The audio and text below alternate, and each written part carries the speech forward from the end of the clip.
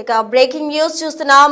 వెండి బంగారం ధరలు ఆల్ టైమ్ రికార్డ్ కు చేరుకున్నాయి. గోల్డ్ రేట్ అయితే ఏకంగా 1,50,000 కంటే పైచిలుకు పలుకుతూ ఉంది. ఇప్పుడు తాజాగా కూడా మనం చూస్తూ ఉన్నాం, వెండి రేటు కూడా కిలో 4,10,000కు చేరుకుంది. అంటే ఎంత ట్రెమెండస్ ఇంక్రీజో మనం అర్థం చేసుకోవచ్చు. సామాన్యులకు అందనంత దూరంలో బంగారం వెండి ధరలు ఎగపాకాయని చెప్పుకోవాలి. ఇప్పటికే 11,700 రూపాయల వరకు 10 గ్రాముల గోల్డ్ ధర పెరిగిందని చెప్పుకోవాలి. హైదరాబాద్ మార్కెట్ లో 1,85,000కు చేరిందని చెప్పుకోవచ్చు.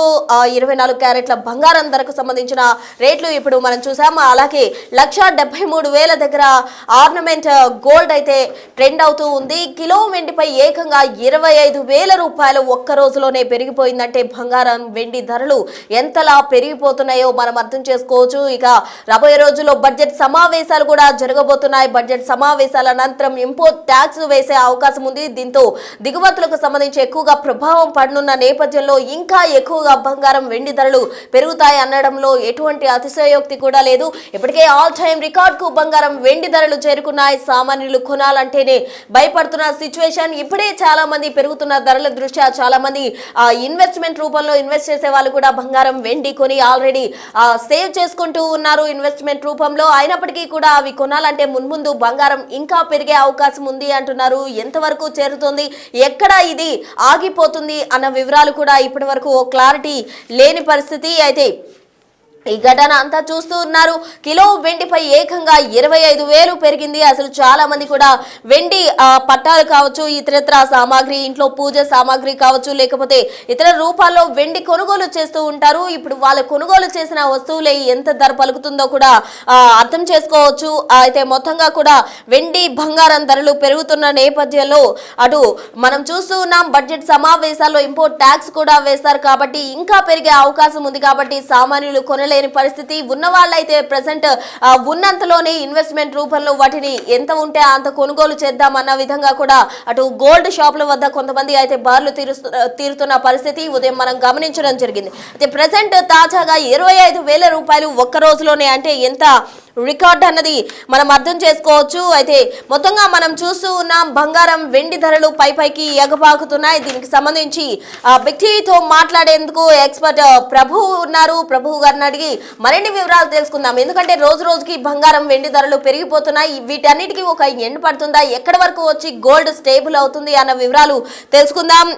ఎస్ ప్రభు గారు చెప్పండి, నమస్తే.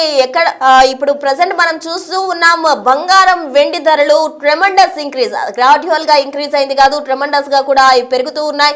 ఎక్కడ స్టేబుల్ అయ్యే అవకాశం ఉంది, ఎంతవరకు వెళ్తాయి?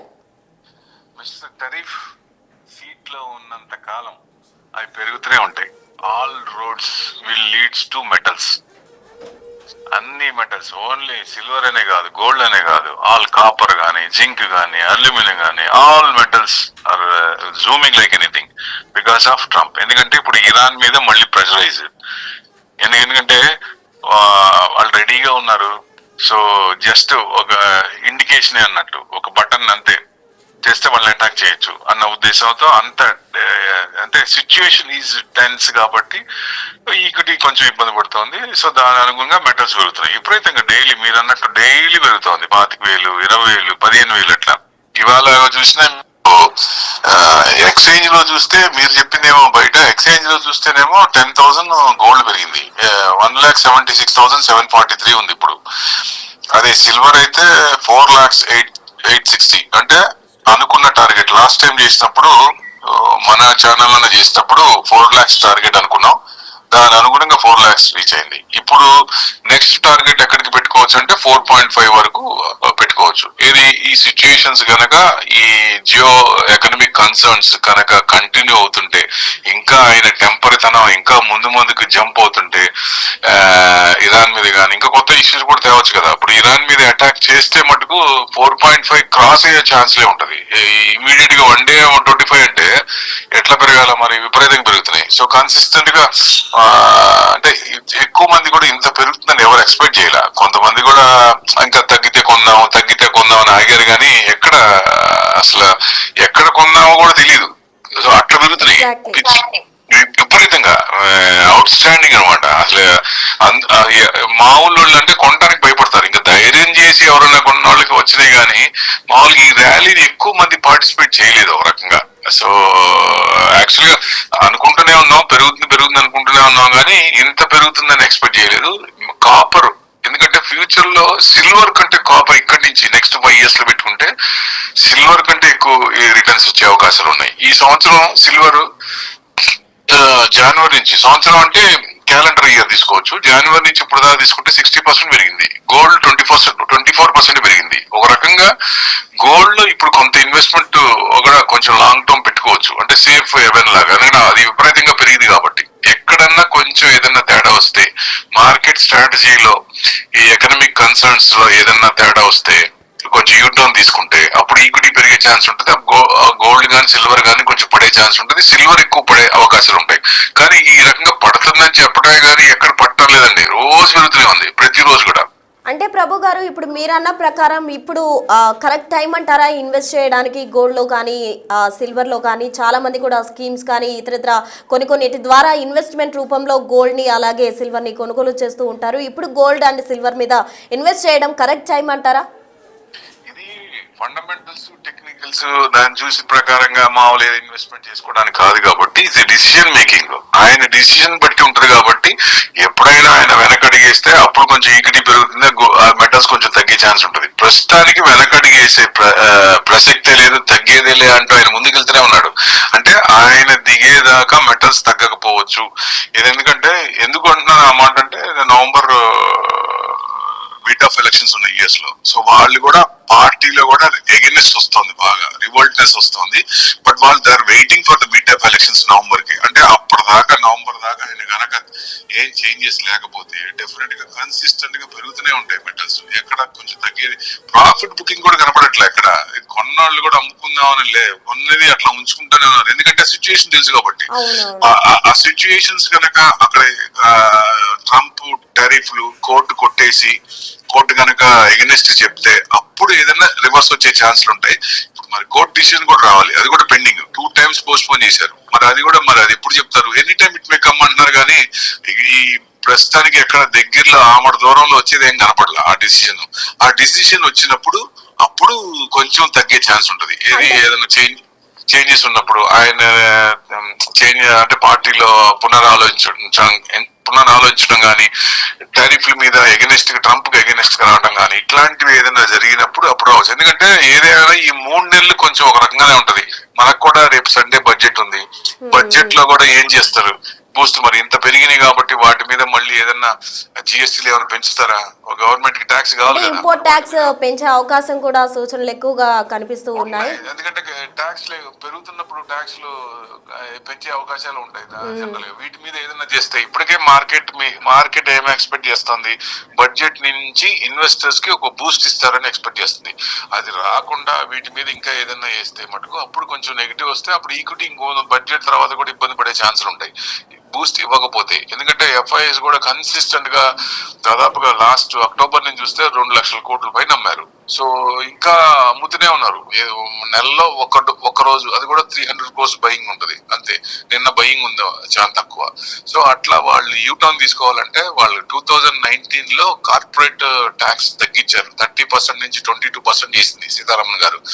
సేమ్ ఇప్పుడు మళ్ళీ అదే సిచ్యువేషన్ ఉంది కాబట్టి మార్కెట్ ఇబ్బంది పడుతుంది కాబట్టి ఇప్పుడు ఏదన్నా బూస్ట్ ఇవ్వచ్చు. ఏదన్నా ఎస్టీటీలో మార్క్ చేసినా చాలు, బ్రహ్మాండంగా మార్కెట్ బూస్ట్ తీసుకుంటది. సో ఇట్లాంటివి ఏదైనా ఇండివిజువల్ ఐటీ అయితే 12 లక్షలు చేశారు, 12 లక్షల నుంచి 20 లక్షలు చేయాలని ఒక రికమెండేషన్ వస్తుంది.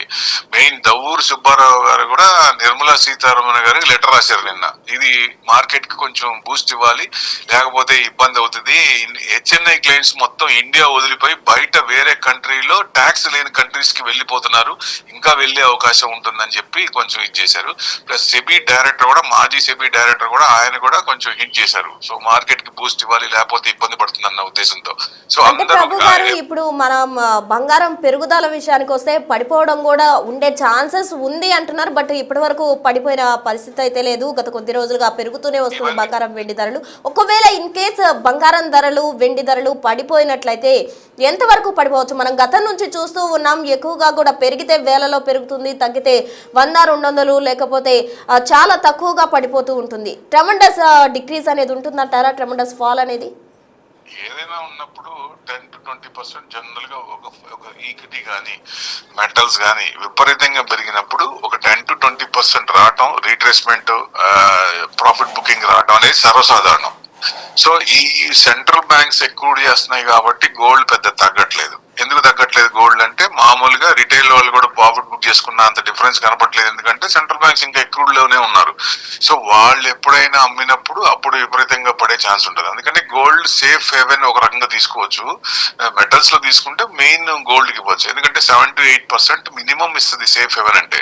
సో అట్లా ఇప్పుడు సిల్వర్ ఎక్స్ట్రీమ్ గా పెరిగింది కాబట్టి దాంట్లో ఏదైనా రావచ్చని ఎక్స్పెక్ట్ చేస్తారు, కానీ ఎక్కడ కనపట్లేదు. ఇవి ఈ అన్సర్టనిటీస్ ఉన్నంత కాలం అవి కొంచెం ముందడిగే ఉంటుంది.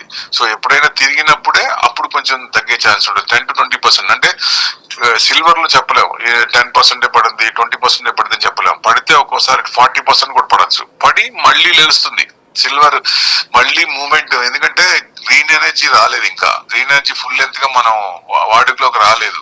గ్రీన్ ఎనర్జీ తర్వాత రెన్యూబుల్ ఎనర్జీ ఇవన్నీ వచ్చినప్పుడు వాటికి సిల్వర్ చాలా అవసరం. సో అప్పుడు 5 years అబోవ్ తర్వాత గ్రీన్ స్టాక్స్ అన్ని పెరుగుతాయి కాబట్టి గ్రీన్ ఎనర్జీ యూసేజ్ ఎక్కువ అవుతుంది, అప్పుడు సిల్వర్ యూసేజ్ ఎక్కువ అవుతుంది. అంటే లాంగ్ టర్మ్ మళ్ళీ మూవ్మెంట్ వస్తుంది, బట్ షార్ట్ టర్మ్ లో ఎక్కడో చోట కొంచెం రీట్రేస్మెంట్ వస్తుంది అనే ఎక్స్పెక్టేషన్ ఉంది.